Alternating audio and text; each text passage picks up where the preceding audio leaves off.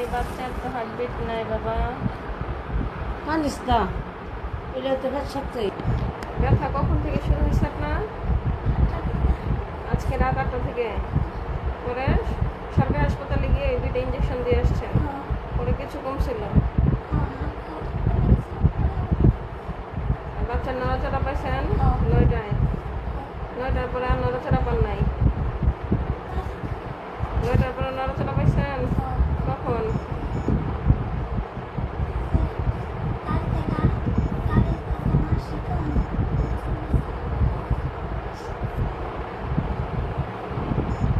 কোনো পানি ভাঙছে?